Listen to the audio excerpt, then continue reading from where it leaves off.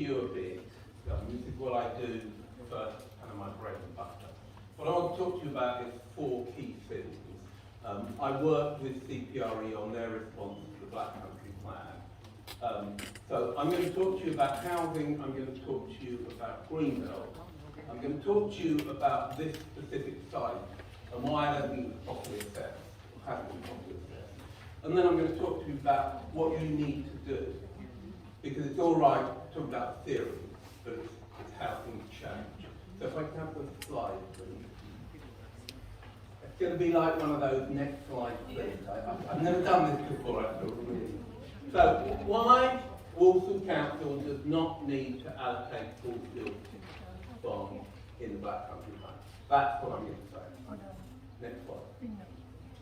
So the proposal, as you know, something happened between my computer and theirs.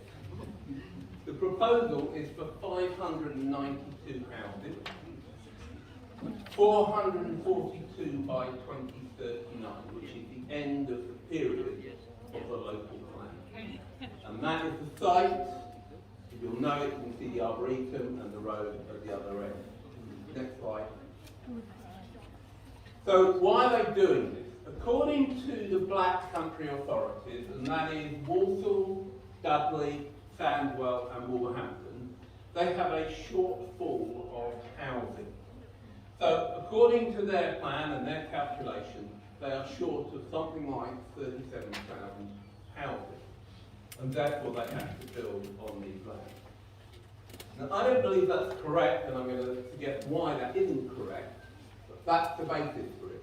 That's kind of like if you build on all the land that we know about, all the places that they've got sites that they know will be built on, that's what's left over in the next slide. So, the first problem is it's based on completely outdated national assumptions about how many houses are actually needed in this country. And it's a purely political thing.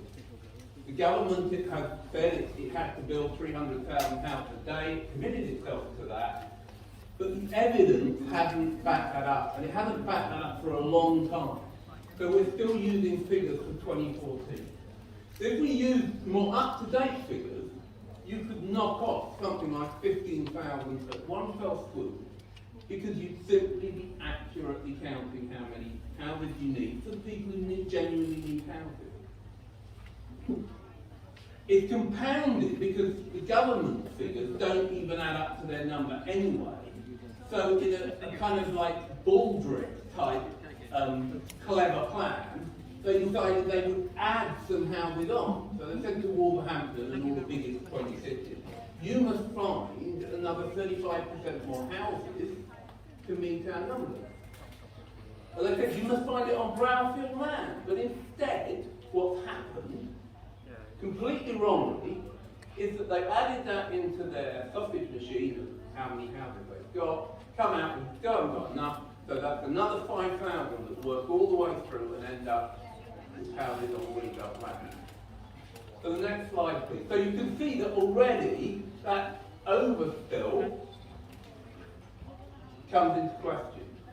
The second problem is that the Black Country can provide houses on brownfield land. Now, it sounds obvious, and it's what you immediately thought. Why can't we build on brownfield land? And the problem is partly to do with how the system works, which is when you do a plan, as they are doing, you have to find all the houses for the next 20 years now. So you have to be able to allocate every single, pretty well, not quite, but every single site for the next 20 years. Well, you know towns and cities don't work like that. You think what Walsall Town Centre was like 10 years ago. It's already changed a lot. Land becomes available, what one of my colleagues would call the churn housing land. So just at the next slide. These houses were provided. So in 20 years from now, if you just close your eyes and think what the world will be like in 20 years, what will have changed in a town like Walsall, and if the next slide, here's a perfect example. 10 years ago, we didn't think British Home Schools were closed, did we? And it was closed. And it is desperately being kept open, that site, to nothing very much. So there is land that should come available and could come available to meet that need. There's industrial land where factories will close down, but we don't know. There's land where retail and leisure centres will change. Supermarkets, we all know from after COVID that it's changing. More people are going online. The next lot of supermarkets might not need the amount of land. But when you're doing a local plan, you have to find all that land up front. It's as if you had to find all the money you were going to earn for the next 20 years tomorrow. And it doesn't make sense, and it hasn't made sense. So that's the first problem, is that this this need, this housing lack, is a creation that doesn't really exist. There is a need for houses, there is a need, and it's a need that we need to provide, and we need to provide affordable houses for people who need them. This is not the way to do it. So next slide. So, that's about housing, and I could talk a lot more about it, but I just want to talk now about the Greenbelt. So the Greenbelts were set up in about the 1940s with the aim of stopping cities sprawling. Now you think of Greenbelt, and I think of Greenbelt as our local countryside, but it also performed a really important function. If you went to America and looked at cities in America, you would find they sprawl outwards in ever less dense areas. Whereas in Britain, and in Europe, we have much more condensed cities. Cities which are far more environmentally friendly, because people don't have to travel so far, which are far better in a lot of ways. So the purpose of Greenbelt is to stop the urban area just sprawling out. Not all green land is Greenbelt, just to be quite clear. So greenfield land is not, it's only Greenbelt if it's in one of those designated Greenbelts. It also helps reduce climate change. That's a key thing we need to do, is to have more sustainable development. That's why we shouldn't be just building out. The next slide. So the rules about Greenbelt are that you can only build under exceptional circumstances. So the only reason that this is being put forward is because they are saying that there are exceptional circumstances, and it has to be fully evidenced and justified in a local plan. Now I'll come to what I think are flaws in their evidence, but it has to be fully evidenced and justified in a local plan. If they came forward with an application, and some of you will remember in 2014 an application on this very site, to build on this site, the bar is raised higher, and the planning term for that is a very special circumstances. So it's much easier, if you're a person who wants to build on the Greenbelt, the local plan is the most effective and easiest way to do it. And that's why developers line up with loads of sites, and there are many that were rejected, to go into the Greenbelt. The next slide. So at the moment, if you look at Walsall's Greenbelt, and the local plan covers not just Walsall, but Dudley, Wolverhampton, and Sandwell. There are 9 large Greenbelt housing sites proposed in Walsall. And you can see on this map, this is taken from the plan, you can see your site there, and you can see also one that's proposed on the other side of Russell Canal. And on those sites, about 6,500 houses are allocated to be built, of which 5,800 are supposed to be built by 2039. Now let me just explain that very quickly to you. The reason that is that they work out how many houses a year they say can be built on a site, and if they don't think the site can be in the jargon built out by 2039, they only include some of the houses. This is another con, effectively, because it allows the developers to get even more land out of the system beyond the time period, which they can then potentially build within the time period. But that's how it works. So there are 9 very large greenbelt sites, of which this is one. And it's not the largest, but it's one of the largest. And I would say it's probably the most sensitive. So the next slide.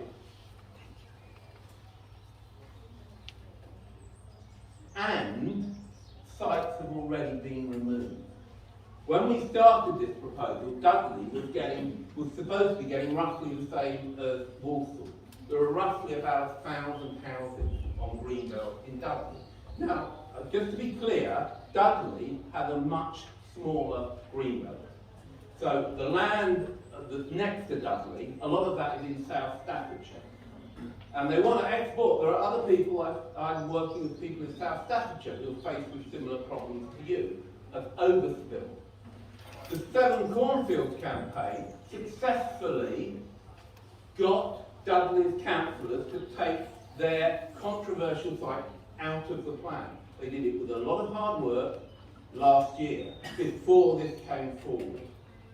So they were ahead of the game. So Dudley have listened. And one of my messages, you've got to make Walsall listen.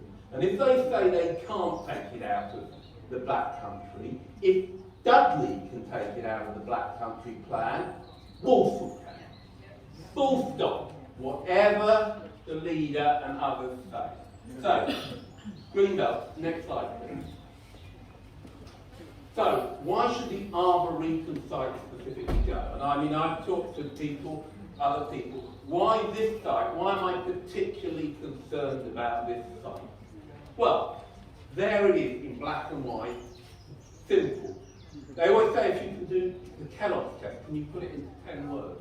Not quite 10 words. It is one of the most important assets in Walsall and the Black Country, a gateway to the countryside. How many towns can you walk out of the city centre, into a park, into the Greenbelt, straight away?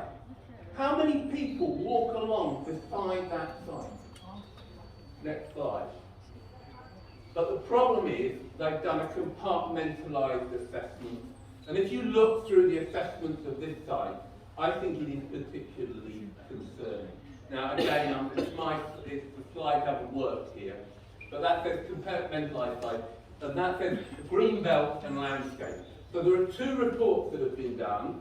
One has been a greenbelt assessment. They're done by this company, LUC, who will do it on a kind of very broad basis. They're not a local company. And then a landscape assessment. So those are the assessments that they have used to decide that this site can be sacrificed. Next slide. So that's the Greenbelt assessment. And in simple terms, they tested against, there are 5 tests of the Greenbelt purposes, I won't go into, they tested against those, and they've come up with this map, and the black comes out as extreme, very bad, and the blue, less bad.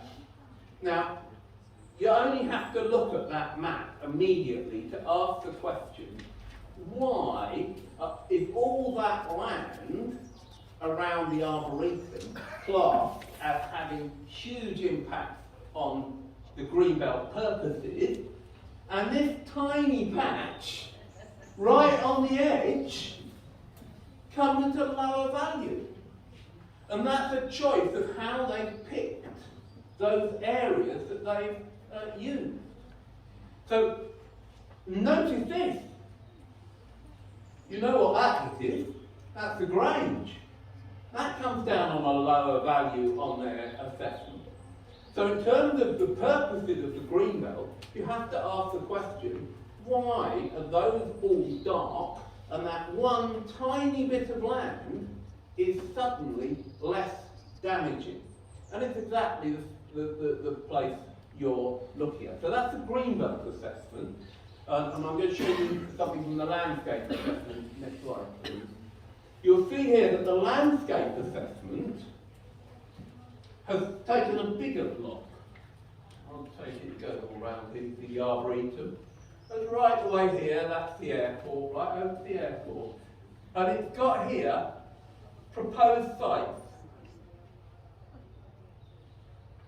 So the landscape people didn't even know that this site was proposed for development because they haven't included it in their report. So they have that, but look at how they've taken a broad thing, the landscape. So whereas the Greenbelt one has kind of cut it off to make it sound better, this one has done exactly the opposite. Next slide, please. This is, I don't usually put large amounts of text on it, it's hard to read. This is their conclusion about that area. The immediate area surrounding the cluster of large-scale commercial industrial buildings banned by the A, etc. Moderate overall sensitivity to residential and employment development. Read the bit at the bottom. This is due to the combination of the urbanising visual influences, blah, blah, blah. Reduced tranquility from the video and the larger scale of the landscape characterised by the former Aldridge Airport land, Aldridge Airport, which still has sensitivities relating to its recreational value, openness, visual prominence, and proximity to valued nature features. There's something remarkably missing there, isn't it? It's like an elephant in the room. Their conclusion about that patch of land and its landscape value it does say something up above, doesn't reference the Arboretum, where the people of Walsall, their premium park in Walsall, probably in the whole of the Black Country, and the landscape assessment doesn't mention it. Seriously. Let's go on to the next slide. You need to be pointing this out to the councillors of Walsall. And there is no amenity assessment. Nobody has done an amenity assessment. Who has counted the number of people, I mean you and I do it every day, who walk along that piece of land, who get the benefit? Who has asked what it means to the people who use the Arboretum? I don't think this site has been properly assessed as an overall, and I think its value has not been taken into proper consideration in a holistic way. And when they come to their assessment, their overall assessment of the sites, that comes through loud and clear. So, next slide please. This is a special site, it needs special treatment. If Walsall is going to drop any site, it should drop this one. It should start with this site. It doesn't need those extra houses, and it can do it. Okay, so that's putting it all together. So I'm going to finish with, I'm just going to talk very briefly. Next slide, please. I'm not used to this next slide. When I'm one of these five-legged lovers. So, I want to talk just a little bit now about process. So, firstly, I don't believe they need to have this, and CPRE particularly will be one of the people arguing at the inquiries and things that come there. I don't believe the exceptional circumstances are there to remove it from the Greenbelt. They're not just about housing numbers, there has to be exceptional circumstances. And I also don't believe the assessment of this site takes full credit for the value of this site in a holistic way. So I just want to talk briefly about the process. It's deadly dull. I'm just warning you. It's for those who go to sleep. If you've ever sat in a public examination of one of these things, you'll know that. We had what was called a Regulation 18 consultation, and that was what kind of alerted everyone here to it. Up till then, no one knew about these sites, and then they were all there in that consultation. And that is, I've used the word informal, it's not quite the right word, but I think it expresses it better. At that point, what you're saying is, this is our view on that proposal. When it goes to the next stage, it will be what's called a Regulation 19 consultation. That is a consultation when it is submitted to the government as a local plan. And the key question that they will want to know is this a sound plan? I'll say a little bit about that in just a second. But the important thing for you to understand is that the bar will be raised at that point. So the best time, the absolute best time to get this site out of the plan is now. And that is in the hands of your councillors and in the hands of the councillors they're talking to across the Black Country. You need to arm them to do that. So, following that Regulation 19 consultation, where responses will be about soundness, there will be a public examination, which will be attended by a fleet of developers, all saying why this land is desperately needed and probably more. And a lot of people like and the council officers who will be defending against them, and people like probably myself, we will be in the minority, but we'll be there, hopefully. Now, let me just go on the next slide, please. So, these are the tests of soundness. Is it positively prepared? Is it justified by the evidence? Is it effective, i.e. will it deliver what it said it will deliver? And is it consistent with national policy? It doesn't include should this housing site be in or out of the proposal. So it becomes that bit harder, because you don't have to just prove that the site is bad, you have to prove that it makes the plan unsound. And the way planning policy works is particularly biased, because it says if the plan is unsound, the whole lot has to be rethought. So the pressure is always to do it sound, because if it isn't sound, then it allows all kinds of things to happen and unwanted development. So there's a lot of pressure on. So those are the tests.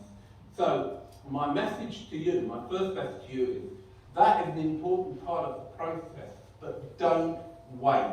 Don't sit on your backside and hope that you can go to a public examination, because now is the best time to get it out.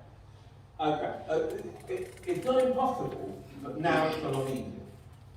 So, the next slide, please. Okay, so the plan is either sound or not, high bar, strong arguments, and that, for the benefit of those who haven't sat in a public inquiry, public examination is what they look like. Very dull, very long, very tedious.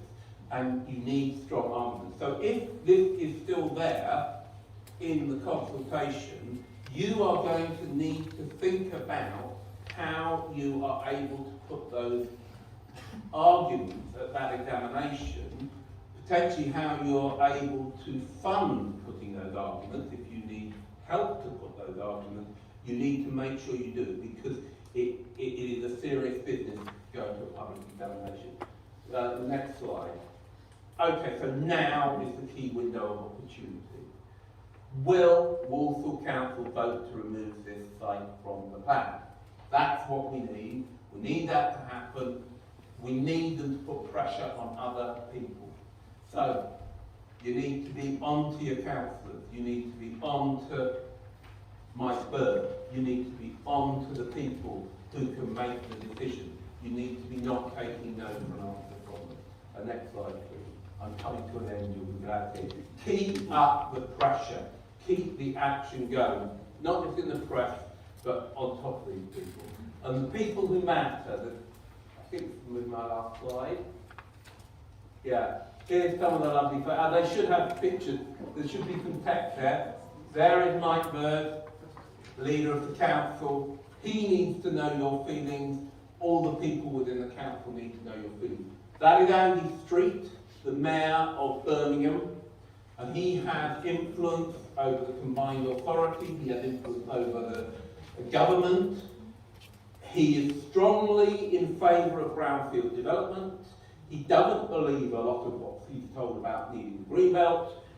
He is someone you need to be, and of course Valerie Vaz, who is your MP. She needs to be raising this issue. She needs to be raising it in Parliament. You need to be, these are the people who you need to have your eyes on now to progress your campaign. Anyway, that's all I have to say. I hope it hasn't been too long. I've tried not to be too technical because it's going to be very jargony, all this stuff. But the key message is get to these people and make sure they know it and make sure you have strong argument. This site is important, it is valued, and there are good reasons for Walsall Council to say this site is not going forward into the plan because it cannot be justified and it would do too much harm to a valuable asset for the community, not just for you locally, we know it, but for all the people of Walsall, all the people who come to visit.